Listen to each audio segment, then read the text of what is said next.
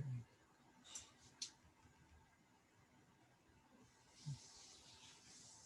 I'm going to mute.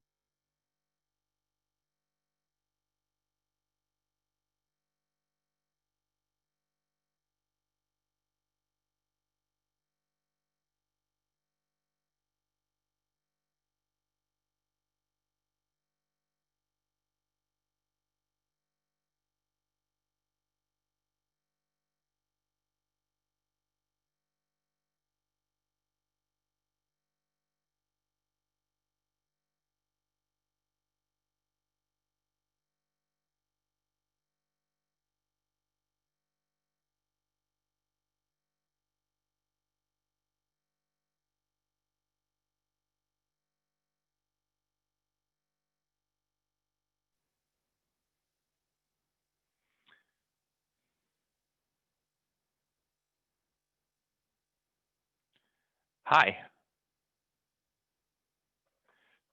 Can you see me?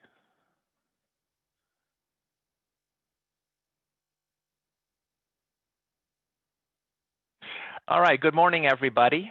Welcome to our annual employment update. My name is Ted Schneider with Schneiders and Associates.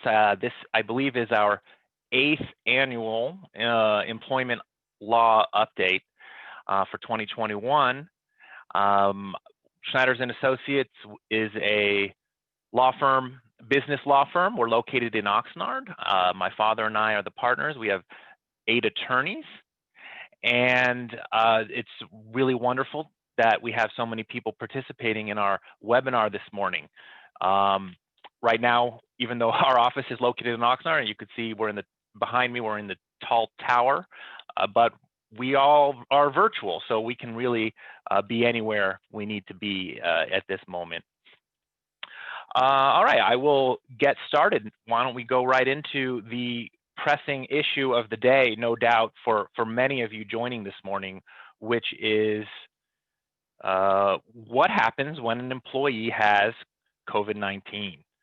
So we'll dive straight into COVID-19. There's a new law, AB 685. One thing I want to make a point to everybody, these laws are constantly changing and evolving. Even the attorneys are having trouble keeping up. We have a new administration that was just sworn in this week at the federal level, so we may see some changes as well at the federal level with COVID-19 rules for employers. So watch our website, sign up for our email list, and we'll make sure that you are updated with any changes as they occur, which no doubt will happen in the coming weeks and months. AB 685, what happens when an employee tests positive for COVID-19? Employers have a noticing requirement now if an employee tests positive and there were an exposure at the workplace. Within 1 business day after the employer receives notice of a potential exposure in the workplace, you've got to provide written notice to all of your employees and any employees of subcontracted employees who were on the premises at the same work site as the person who tested positive for COVID-19. That person is referred to as the qualifying individual. The qualifying individual is the person who is sick.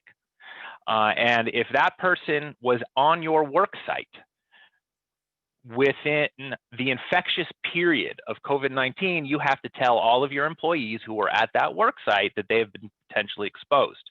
It has to be done within 1 business day. One quick note of what is the infectious period. So the infectious period is if you have symptoms, then it's 2 days before your symptoms appears, and it's 10 days after your first symptom, plus 24 hours with no fever, without the help of medication, fever-reducing medication. So if a person was on your premises within that infectious period, you now have to tell all of your employees that they have potentially been exposed. That has to happen within one day.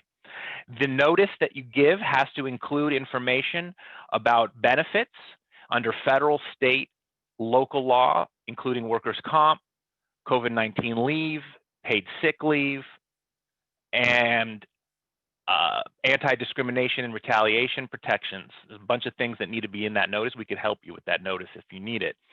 And then you also have to reference in that notice your company's disinfection and safety plan, which should be part of your COVID-19 prevention program, which we'll talk about a little bit later. So that notice has to go out to all of your employees within 1 business day of a potential exposure. Oh, and what's a potential exposure? An exposure is being within 6 feet of a positive case of COVID-19 for 15 minutes or more within a 24-hour period.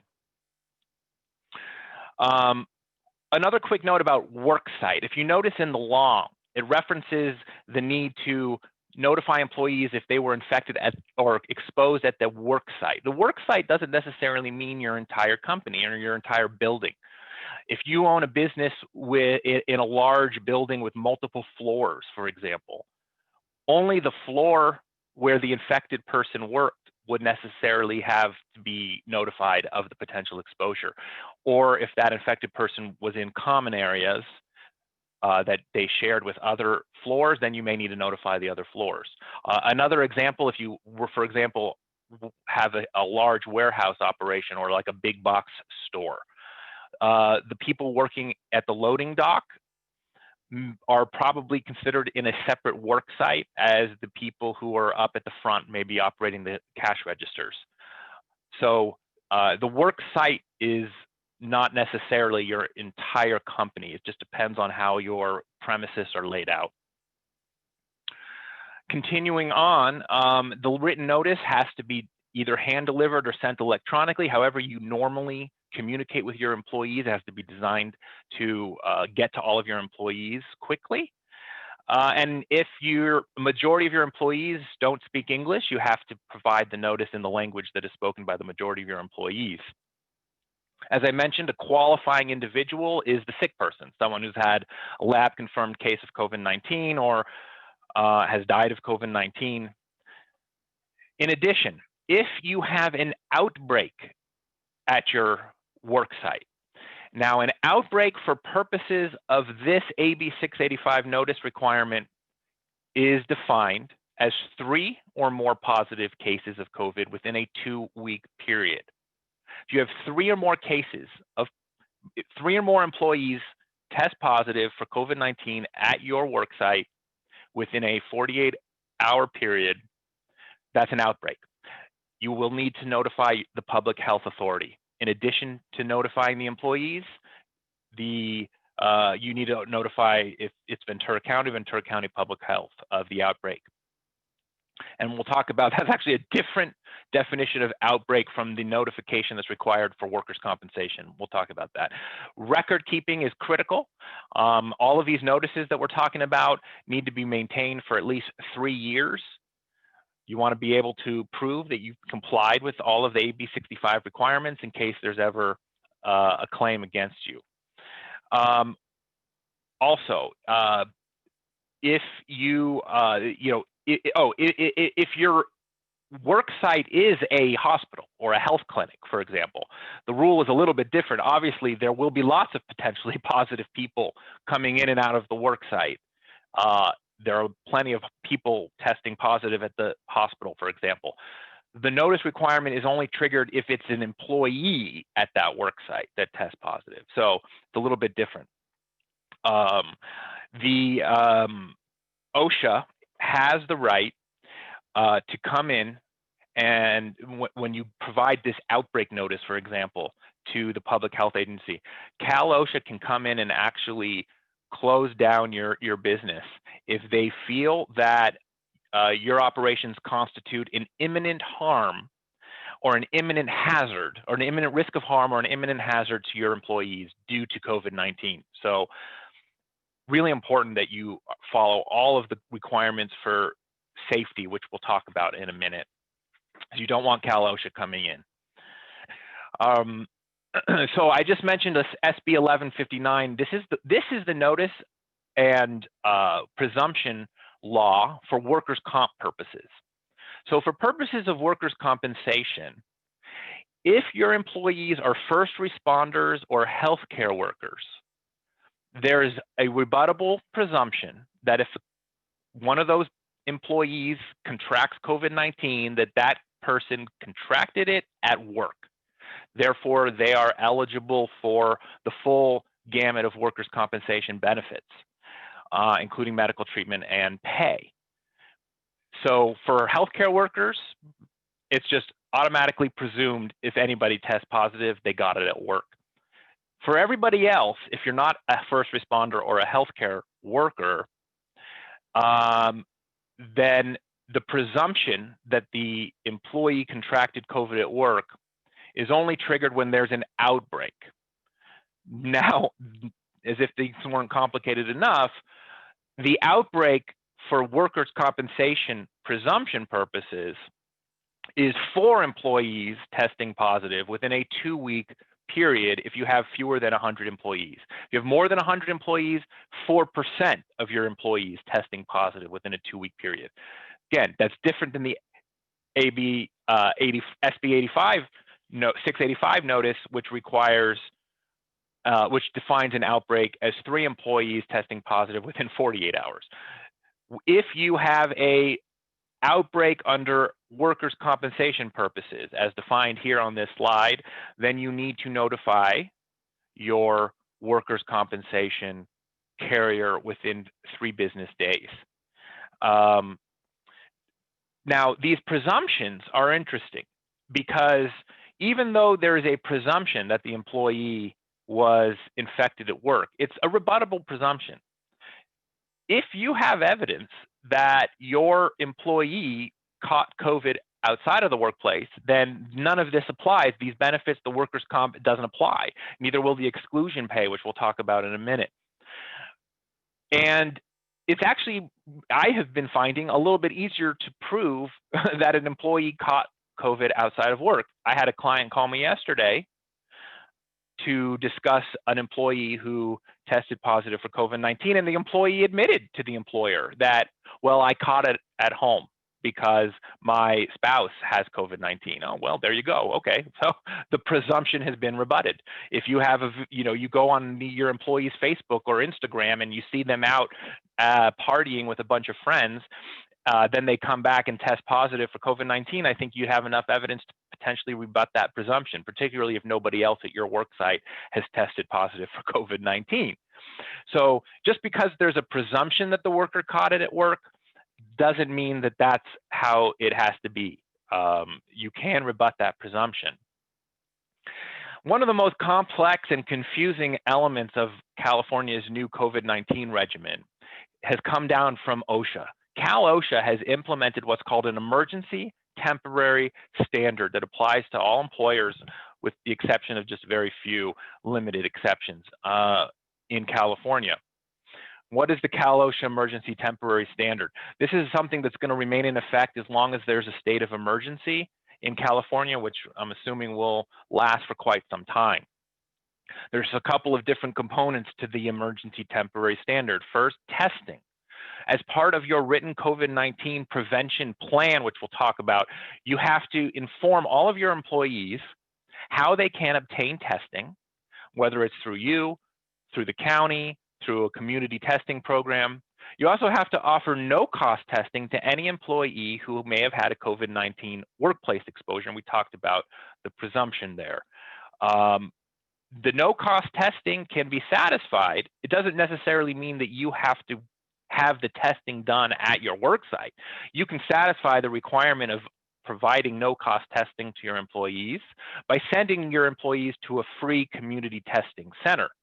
However, if you do that, please note that you will need to pay for the time spent by the employee at going to get the test. So if it takes the employee an hour to go get tested after a workplace exposure, you're going to need to pay that employee for the hour that they spent going to get tested. So you have to provide free testing to your employees if there is a potential workplace exposure. If there's an outbreak, you need to provide periodic testing.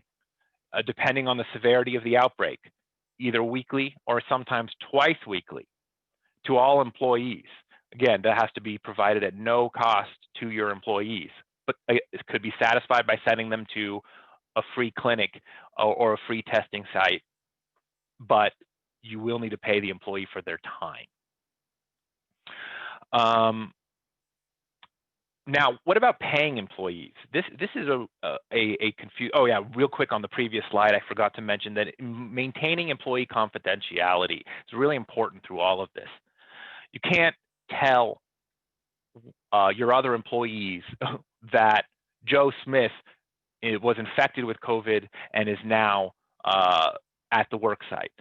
So the oh, and I see there's a question here in the questions. When did these new laws start? These are all in effect as of now. These are all currently now. So real quick, if you have questions, please continue to put them in our Q&A box. We'll try to get to them either as we go or perhaps if there's time at the end. So what is this exclusion pay business that a lot of us have been hearing about? If an employee is ready, able, and willing and available to work, but you have to exclude that employee from your work site because of a potential workplace exposure, then you need to continue to pay that employee and protect their job. And that would include during the 14-day quarantine period. If the worker is potentially exposed at work, now they have to stay out of work for 14 days, but they're able and available to work. They need to be paid under this Cal/OSHA emergency temporary standard. Okay, but well, what does that mean? Able and available to work. The guidance has given us some examples of when an employee will not be considered able and available to work. That would include if the employee is symptomatic. If the employee was infected but is symptomatic, well, then they can't come to work. So they're unable to work and they are not able, they're not entitled to this exclusion pay. They may be entitled to other pay, certainly sick pay, if you're still offering FFCRA, paid benefits. There may be other, workers' compensation, temporary disability. If the employee is out of work for more than a standard quarantine period based on an exposure, once it's been more than that 14 days, they're no longer subject to that exclusion pay. If the employee is receiving temporary disability benefits through workers' comp or sick pay or vacation pay or any other type of paid leave that you may offer, then they're not entitled to the exclusion pay. So when, like I was saying, under SB 1159, an employee is presumed to have been infected with COVID-19 at work, unless you can rebut that presumption. And that would mean that that employee is able to access what's called temporary disability benefits through workers' compensation. You should inform your employees of that right. The employee is able to access that temporary disability because of that workplace exposure, then they'll be paid through workers' comp, and you're not going to have to pay them their wages through this exclusion pay.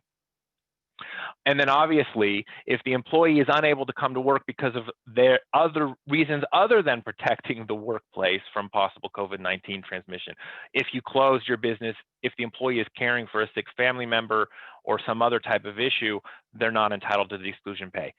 Also, if you can demonstrate that the employee was not infected at work, if you can rebut that presumption that the employee was exposed or infected at the workplace, then you don't have to offer exclusion pay. So that's a tricky one. But if you tell an employee, because you've been exposed here at my workplace, you need to stay home for 14 days, you will need to continue to pay that employee. Oh, really important. If the employees can work remotely, if an employee who needs to stay home can do their job remotely, you can make them work remotely in order to be paid. Okay, let me go to the next slide. You can, okay, so actually this slide is a little bit tricky. I have here an employer may require an employee to use paid sick leave to cover this exclusion pay requirement. However, Cal OSHA has taken this, it's very clear in the Cal OSHA regulations. You can require this. This is a little bit different, however, than what the Labor Commissioner has said. The Labor Commissioner has said they don't want employers forcing employees to use their paid sick leave to cover COVID-19 absences from work. An employee can voluntarily use their paid sick leave, but the employer can't force it. That is in direct conflict with the Cal OSHA standard. So again, you know, if you want to be conservative, follow the guidance of the Labor Commissioner. You can encourage the employee to take their paid sick leave, can't force them to. Cal OSHA says you can. Again, employees are only entitled to exclusion pay if the infection or exposure was work-related. And then there's a little bit of a grace period through February 1st. Cal OSHA is not going to assess monetary penalties for failure to comply with any of the provisions of this standard. So that means if you don't have your program in place yet, your program for COVID-19 prevention, get it in place before February 1st. There's a little bit of a grace period here before you will be subject to Cal OSHA monetary penalties. Emergency paid sick leave and expanded family and medical leave. As I think most of you probably know, the FFCRA expired on December 31st. That, however, has been extended as a voluntary benefit. So beginning January 1st, employers can voluntarily give the 80 hours. FFCRA is the federal paid leave, 80 hours of paid leave to employees who have to be off of work for COVID-19 related reasons. And that could include caring for a child whose school is closed due to COVID-19 or caring for a family member who's been exposed. Those are qualifying reasons. It's no longer a requirement that you give that paid leave 80 hours, but you can voluntarily do it. Employers who voluntarily provide that paid FFCRA leave can still get the tax credit for that pay through March 31st. For those employers that will be offering this voluntarily, there's no reloading on January 31st, on January 1st. So if an employee had already used up their 80 hours last year, they're not entitled to 80 more hours this year. And if you give employees more than 80 hours total, you're not going to get more than 80 hours of tax credits. So that's important. All right. Supplemental paid sick leave. This is also something that expired on December 31st. This was the sick leave that was offered to employers that were not covered by the FFCRA. This is employers with 500 or more employees and healthcare providers. Those workers were also entitled to paid leave. That expired on December 31st. But if a worker had already commenced their leave before December 31st, you're obligated to continue providing up to the 80 hours.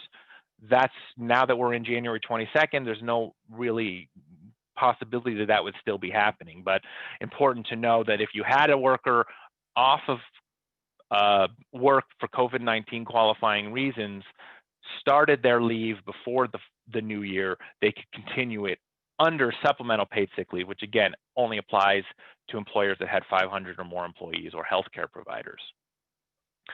AB 2537, SB 275, those working in hospitals, this really applies to hospitals, healthcare workers, and clinics. You've got to maintain a PPE stockpile. It's got to be a 3-month stockpile. Cal OSHA is entitled to audit your inventory. You've got to provide inventory information to Cal OSHA on request. And there's a whole list of things, which most of you probably already do. Masks, you've got to have face coverings, eye protection, gowns, respirators, and you've got to have a procedure for which you use to test your quantity. How do I make sure I know how much PPE I have in stock? So that's important if you're in the health industry. Agricultural employees, if you have an agricultural business, you need to be paying attention to Cal OSHA's website. You've got to be disseminating all of this information in English and Spanish. Cal OSHA is expected soon to commence outreach campaigns that they will be joining with agricultural employers on to reach agricultural employees regarding COVID-19. There's special rules for housing of exposed or infected employees during during a COVID-19. So if you are in the agricultural industry, make sure you pay attention to that.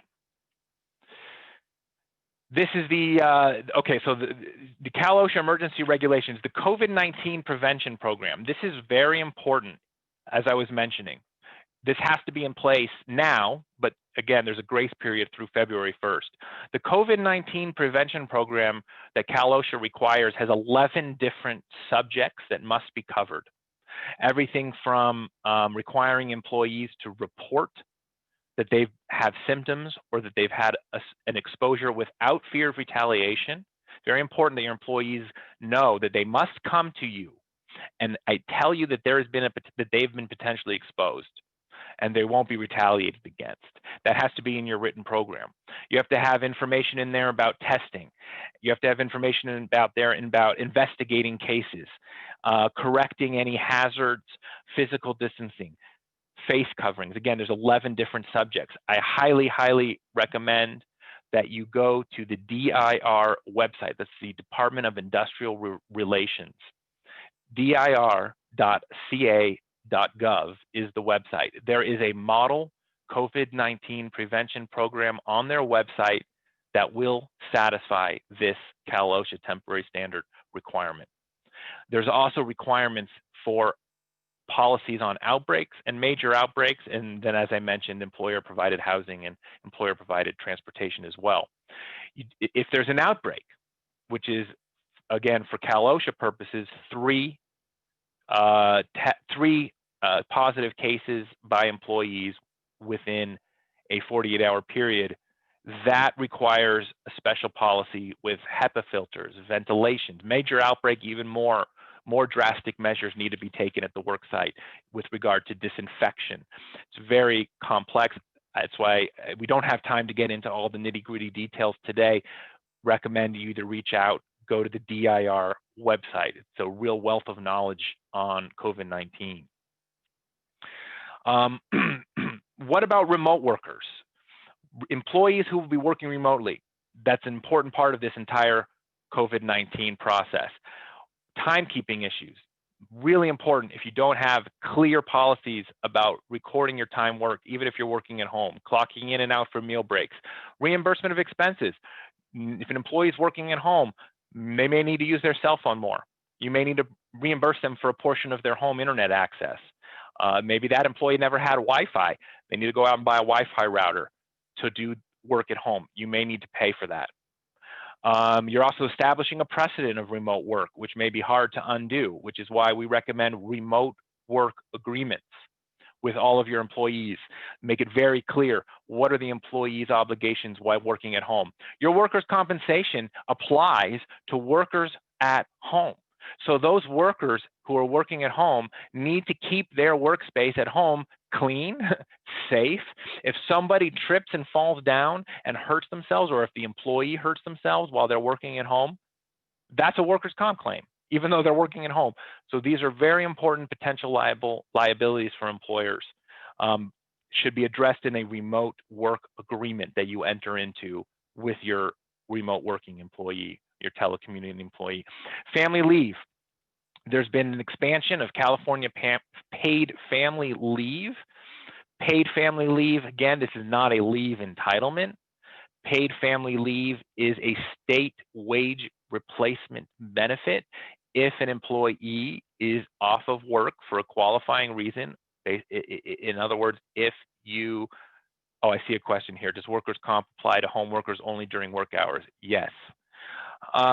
If you provide an employee with time off for certain health family reasons, they're entitled to apply for paid leave through the state. This is a really important one. California's Family Rights Act, just like the Federal Family Medical Leave Act, only used to apply to employers with 50 or more employees. That changes starting January 1st. California Family Rights Act now applies to any employer with 5 or more employees. California Family Rights Act, CFRA, gives employees the right to 12 weeks of unpaid family medical leave. It's unpaid, but you have to give an employee up to 12 weeks off of job-protected leave. There's a couple of requirements. Those are essentially the same as under the previous CFRA, FMLA. The employee has to have completed 12 months of employment with you and worked at least 1,250 hours in those previous 12 months. If you currently are providing new parent leave because you're an employer who had less than 50 employees, new parent leave is gone. It's replaced with CFRA. CFRA applies to many more categories, right? CFRA gives an employee the right to take up to 12 weeks off to care for a family member with a serious health condition, either themselves or a family member. CFRA this new law has expanded the definition of a family member. An employee is now entitled to take these 12 weeks of unpaid leave to care for a sibling, a grandparent, a grandchild, or a domestic partner. Used to only be immediate family, spouse, or children. Now it's expanded to include grandparents, siblings, adult children. Well, this creates a stacking problem because CFRA and FMLA used to run concurrently. So an employee would only get a total of 12 weeks off, other than in the case of pregnancy and childbirth. There were some exceptions. Now, well, what happens if an employee takes 12 weeks off to care for a grandparent with a serious health condition? Under CFRA, that doesn't run concurrently with FMLA because grandparents are not included within the definition of family member under FMLA. Then they come and say, well, now I want to take 12 weeks off to care for my spouse who has a serious health condition under FMLA. Well, now that employee is basically getting 24 weeks off. That's an issue. There doesn't seem to be a solution because FMLA and CFRA don't run concurrently in that situation. Again, but the FMLA still only applies to employers with 50 or more employees. CFRA applies 5 or more employees. Real quick on the wage and hour, new year, new minimum wage. Starting January 1st, minimum wage is now $14 an hour if you have 26 or more, $13 an hour if you have 25 or fewer employees. We're almost to the $15 an hour. 2023 will be at the $15 an hour for everybody. We're getting close. Once we hit that $15 in 2023, it will go up 3.5% per year. Important to keep in mind that also there are some local county minimum wage ordinances that you may need to look at as well. If you have exempt employees, don't forget the increase in minimum wage also changes the salary that's required for exempt employees to maintain their exemption. It's 2 times minimum wage. So what is that now? In order for an employee to be exempt, not only do they have to fit within the exempt categories, executive, administrative, professional, they have to make a minimum of $4,853 a month if you have 26 or more employees, or $4,506 a month if you have 25 or fewer. Those are the minimum salaries, $58,000, $54,000. If you're not paying your employee a minimum guarantee of that amount, that employee does not qualify as an exempt employee. So those numbers are going up in accordance with the minimum wage increases. And I think that, yes, and this slide is just a repeat of the previous slide. So with that, I'm going to thank you all for joining. I'm going to turn it over now to my partner, Roy Schneider, to take us through the rest of our seminar this morning. Thank you.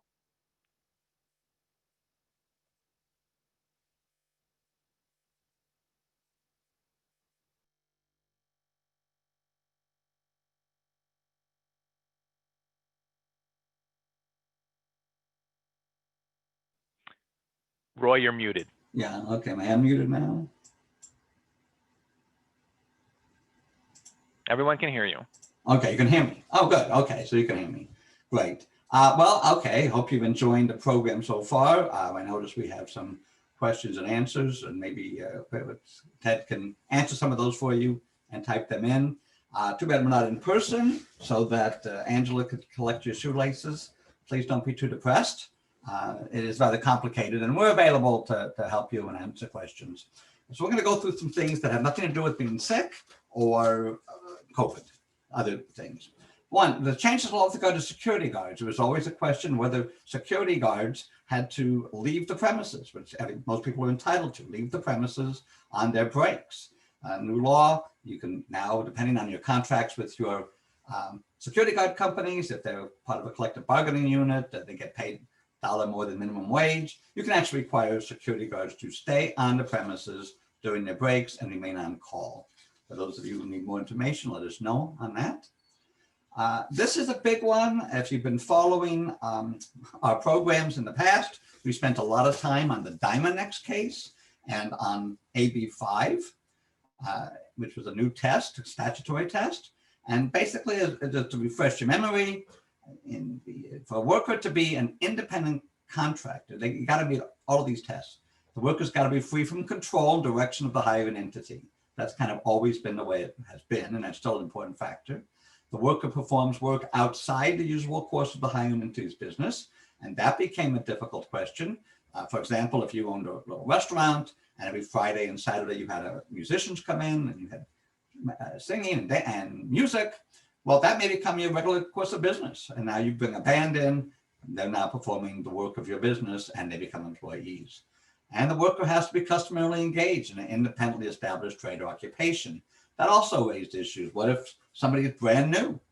They haven't customarily engaged. You're their first client. Did they now become employees? So if you can satisfy all of these, they are your employee. That was under the Diamond-X case, and it's under the AB5 as well. It basically was sent to codify the Diamond-X case, which was applying just to wage orders, and AB5 applies to the labor code, unemployment insurance, as well as the wage orders. And it expanded and contracted the reach of AB5, which is important. And to the extent that you don't fit within these things exactly, you're not one of the exemptions from AB5, they would fall back on the famous Borello test, which is what people used to use until Diamond-X. And it lists multi-factors, 10, 15 different factors that you would look to make an assessment. Now they have these basically 3, and you still may use the Borello. So California, decided they would expand this. A lot of confusions. The exemptions under AB5 was just a Swiss cheese, which of exemption. There was no rhyme and reason. Pet walkers could be exempt and picture hangers, but others couldn't. So it was kind of weird. So they kind of created this new test, 109 categories of workers. So if you want to know what your workers might fit within that category, you can certainly let us know. So now 109, it's extremely complicated. And they cited, the legislature, that they would leave out the trucking industry and they would leave out gig workers. It also changed the business-to-business exemption, which was also rather complicated, all kinds of rules. But now it specifies that if you're going to have a business-to-business exemption, one business can contract with another business, even in the same line of work. If you have a written contract, you provide, and it has to be, the contracting party has to have a place of business. And it was always questionable before whether it had to be an office or a store, but now a residence can be a permissible place of business. It also created the single employment exemption, which now, if you hire for one time only or non-recurring, up no more than once a week, you now hire a musical group at your restaurant. You always put on entertainment. They come once a month, once a week. They're not going to be employees. But you have to have a written contract, and it's got to contain certain things in it. So we'll talk about that, but that's very important. A whole bunch of exemptions now in the entertainment industry. That was very confusing before, which ones weren't. Recording artists, songwriters, composers, dozens in the entertainment industry can now be exempt. Again, got to have a written contract, except musicians that play in symphonies or play in a theater or an amusement park, that they're not exempt.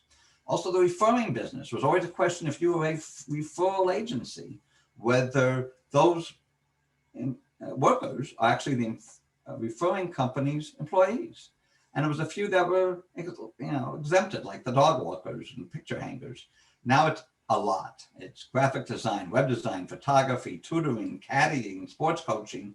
There was an issue when somebody would coach in AYSO and Ventura County. They got a stipend. Is they employees of somebody? Well, now they're not. Again, you want to have agreements.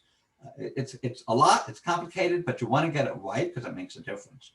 California specifically left out the gig industry and the trucking industry.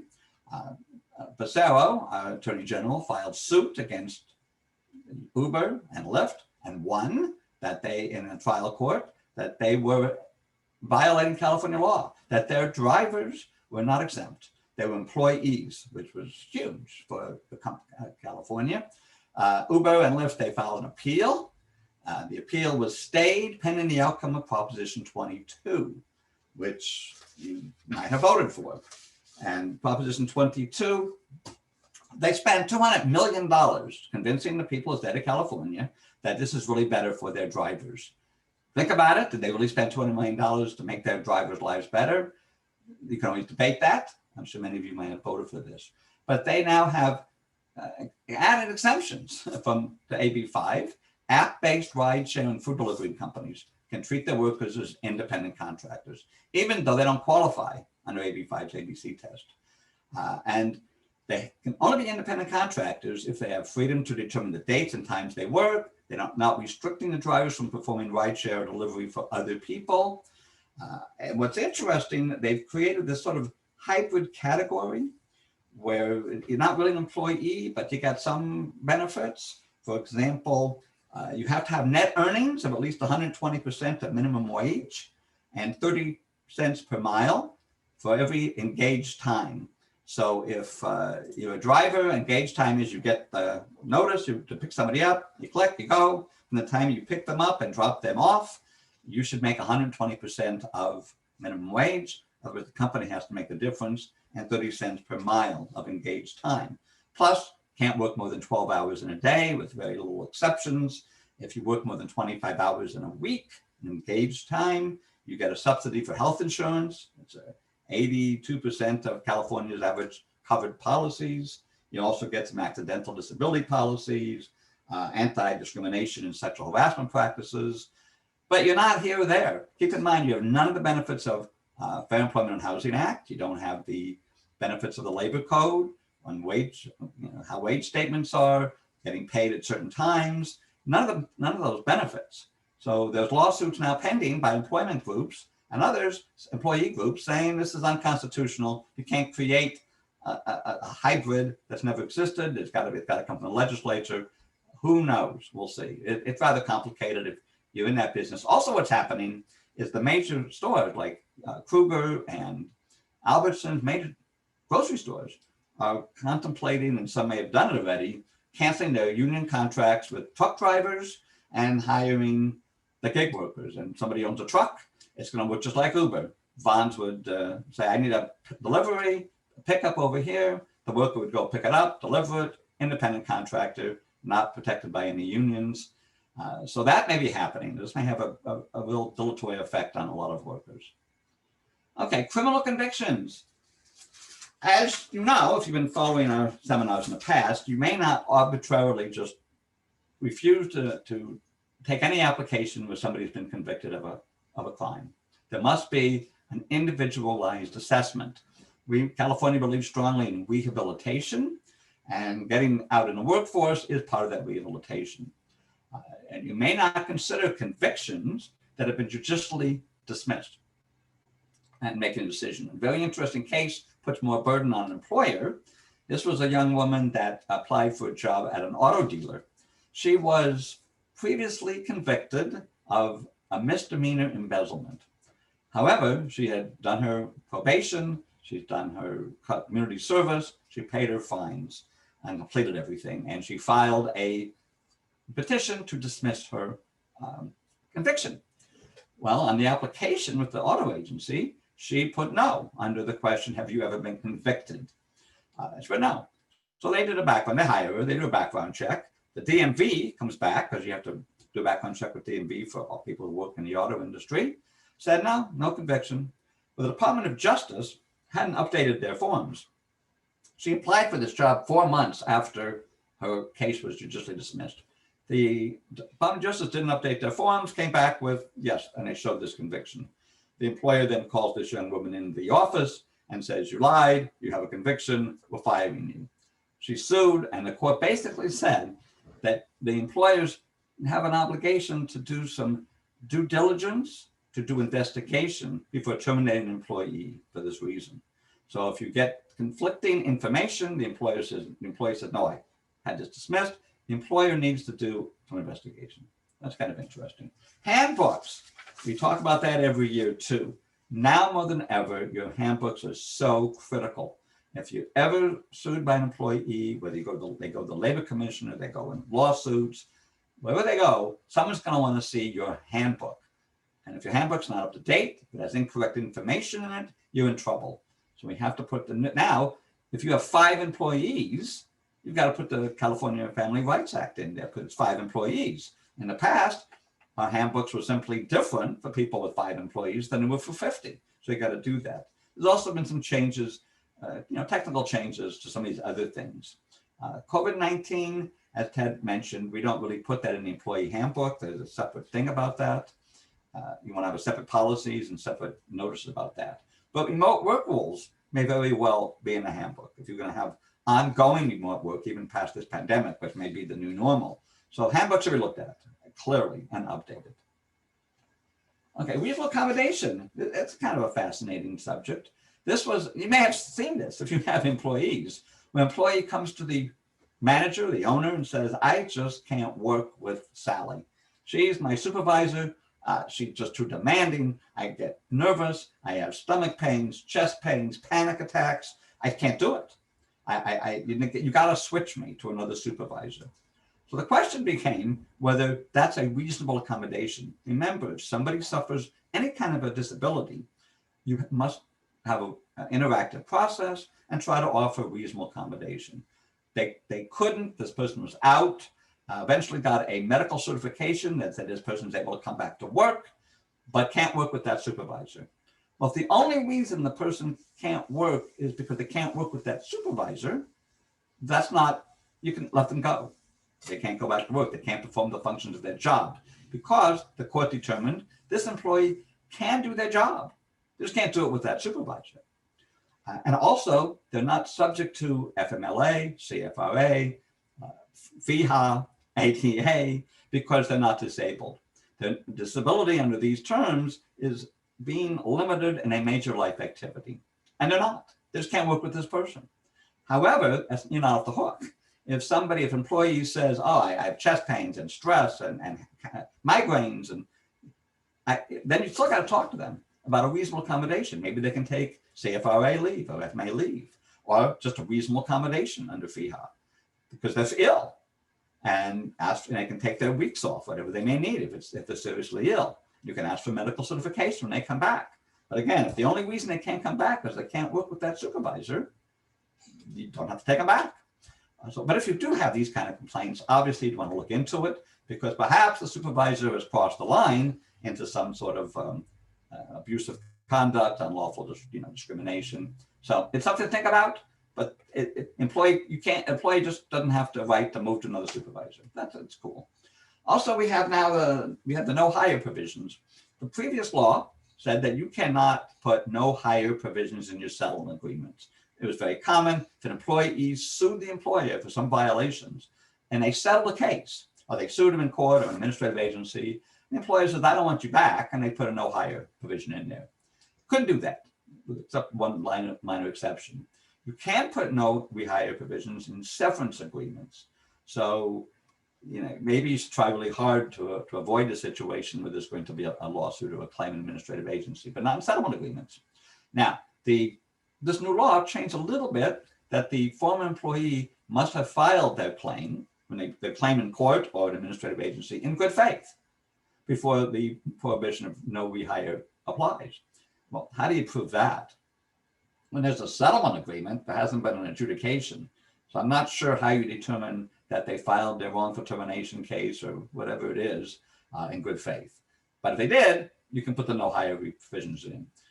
But previously, the no hire applied to sexual harassment. It was, excuse me, an exemption to the no rehire was if the former employee engaged in sexual harassment or sexual assault. Now they've added criminal conduct. Again, not a criminal conviction, but if the employer believes the employee engaged in criminal conduct, maybe they falsified their time records, maybe they embezzled, who knows, you can also have a no hire provision. But also the employer has to have made a good faith determination that there was sexual harassment, sexual assault, or criminal conduct before the employee files their claim. This is new. And how do you know if the employer had good faith determination?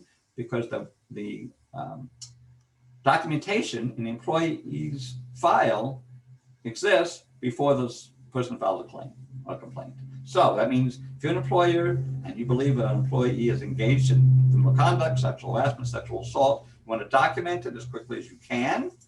I want to do whatever investigation you have. And if it's documented ahead of time, and then the employee files a suit for whatever, and you settle, you may be able to have the no rehire provision. Okay, it can be complicated. Also, victims of crime and abuse. The current law is if one of your employees has to take time off to go to court, get restraining orders, protections of some kind to protect their family and their children, you can't retaliate against them or terminate them for doing that. If you have 25 or more employees, you can't discriminate, retaliate, or discharge if they take time off for other reasons, such as getting medical help relating to one of these domestic violence, sexual assault, or stalking. This AB 2992 expanded these protections by defining victim as not only a victim of stalking, domestic violence, or sexual assault, but also a victim of a crime that caused physical injury or that caused mental injury and a threat of physical injury. So now if an employee has to take time off to get relief from court, for their protections, for any crime, not just sexual assault, domestic violence, or stalking, you got to give them reasonable time off. And if you have 25 or more, you got to give them time off to get medical care. Or if a immediate family member has died as a result of a crime, you've got to give them time off for that, reasonable time off. And sometimes there's unscheduled absences. The person just leaves because they must go to court and get help. And they haven't got time to give you notice and plan for that. You can't take action if they provide you with some kind of certification. And it wasn't clear what the certification had to be. It had to be maybe a arrest records or your injunction or something. Now, you just have to have documentation from a victim advocate. If you're ever a victim of a crime, you will be assigned a victim advocate from the county. And a letter from them and a letter signed by you is going to be sufficient. So that's a new protection. Data reporting, if you have more than 100 employees, you already know that you file some forms with the federal government, the EEO-1 form. And now you have to do it for the state of California by March 31, Department of Fair Employment and Housing. This, you have to disclose the number of employees, the hours they worked by race, ethnicity, and gender, and certain federally identified job categories. So whatever you were basically filing with the federal government, you're now going to file with the state as well by March 31, and we've given you a link. You can get more information on that. If you need help, we can help you with that. This is kind of interesting. Employees have various options when they think there's been a violation that's within the scope of the labor commissioners, wage and hour violations. You can file a complaint with the department, with the Division of Labor Standards Enforcement. Used to be you had 6 months from the date of the discharge or discrimination. And you had 6 months. Now that's been extended to a year. This isn't a very often used remedy because right now, if you file a complaint, they've been discriminated against in violation of laws under their jurisdiction or discharged, they're actually about 3 years behind. So you may wait 3 years before they actually take on that case. So it's not a very popular one. But now that you have a year to file with them. Also, interestingly, we have rules about retaliation, whistleblowing. You know that you cannot retaliate, discriminate, or discharge in any way an employee who makes a complaint, makes a claim, reasonable belief that the employer has violated some state, federal, local statute or regulation. Can't really do anything with them with that, or they even make a complaint within the internal complaint process of your company. It didn't really allow for that whistleblower to get attorney's fees if somehow they're discriminated against or discharged or retaliated for the whistleblower. Now they just added under the whistleblower protection claims that they can recover their attorney's fees. In the past, whistleblowers often would go through the DLSE process because they would actually pursue the claim for you, but it would take so long.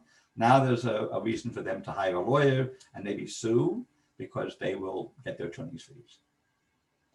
All right, now so just, keep this in mind, make life harder. Diamond X has been held to be retroactive because they're not saying it created any new rules. It just sort of describes settled law. Well, how would you know that?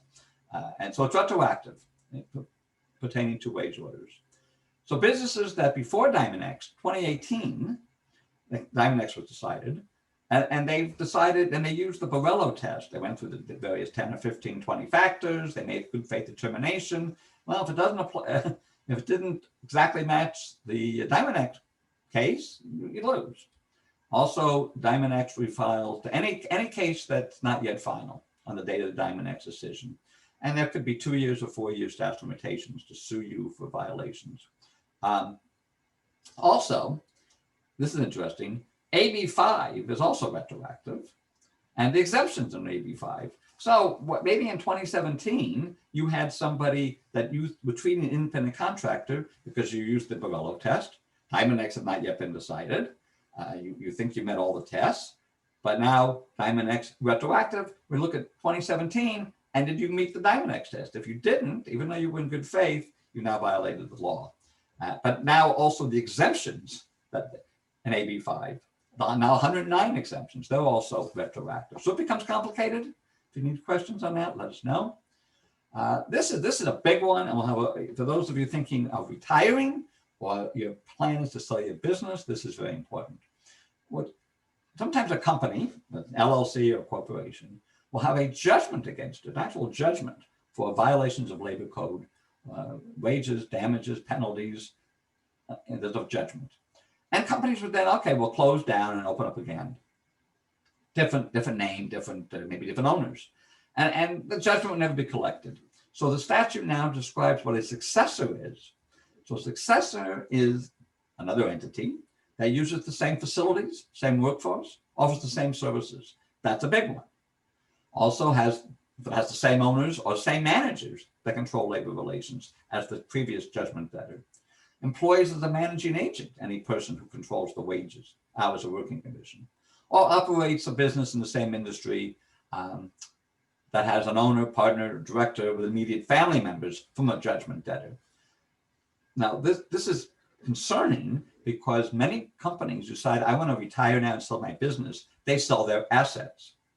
And if somebody buys their assets, but they keep the same location, they keep the same workers, keep the same business, and they keep the same managers, that new business may have picked up that judgment.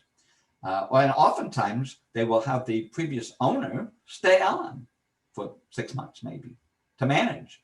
So it becomes critical if you're thinking of selling your business, settle up any claims that you have. Don't let judgments get there. If there are, pay them off, because it's going to be very difficult to sell your business without taking care of that. And if you're going to buy a business, you definitely want to check to see if there are any judgments or any claims. So right now it's judgments. I can see coming very soon if there's any claims for violations of the wage orders and labor code, maybe you pick up those as well. So this is something we watch at. Also, to make things maybe better for employees, California has a new thing. If you're a corporation or an LLC, you file the statement of information with the Secretary of State. Well, that now they have something, they're going to have the California, what's it called? It's called California Business Connect. It's a new website they have, part of the Secretary of State. And this is effective January 1, 2022, or as soon as this website is set up. And it requires you now to identify any manager or member. So it's managers, not necessarily directors, it could be managers, or any member of an LLC that has committed a violation, where there's a judgment against that person for a violation of any of the labor standards enforcements, any wage order violations, labor code violations. You have to disclose that person and what they have done. So that becomes big. Pay attention to that. And if you have a question, let us know. Because as soon as California adopts their California Business Connect program, we have to start doing that, certainly by January 1 of next year. This is something also, we're seeing some of these things. You have, if you own a business, it's very common to have confidentiality agreements. It's a good idea to have confidentiality agreements with your employees. Well, if it's too broad, the whole thing is void as a de facto non-compete clause, non-compete agreement. Those are not valid in California. Covenants not to compete are not valid. And sometimes these definitions are so broad that the employee really is barred from having a job in his or her own field. In this particular case, this was somebody who was in the securities business, securities. And the confidentiality agreement included all information that is usable in or that relates to the security industry, and all information used relating to the business, which was basically virtually everything pertaining to securities trading. Now, it's ridiculously, obviously, too broad. The person could not even engage in be a stockbroker anymore. So look at your confidentiality agreements. You've got to make them as narrow as possible to protect yourself. But if they're too broad, the courts aren't going to reform it or change it. The whole thing is just void. So you really got to take a look at that. Okay, so we are right exactly on time, which is great. And maybe Ted can answer some of the questions. I don't see the Q&A. Yeah, I've tried to answer. I think I've answered pretty much all of the questions that have come through in the Q&A. Great. Okay, well, you want a copy of our PowerPoint. I know that was some of the questions, and that's great. You can contact Angela Mummy. Here's her information. But Angela will contact all of those who have registered in our program to provide them a PowerPoint. She'll send you a link. So if you've been registered, you will get a link from Angela Mummy, our marketing director, or if you are concerned or you don't get it, her phone number and email address is here. So we certainly thank you. Are there any more questions, Ted? No, I think we've hit them all. Oh, wait, we've got a couple more open ones. Thank you all. What if an employee refuses to state his or her race on that reporting requirement? Yes, you cannot, you have to guess. You have to guess.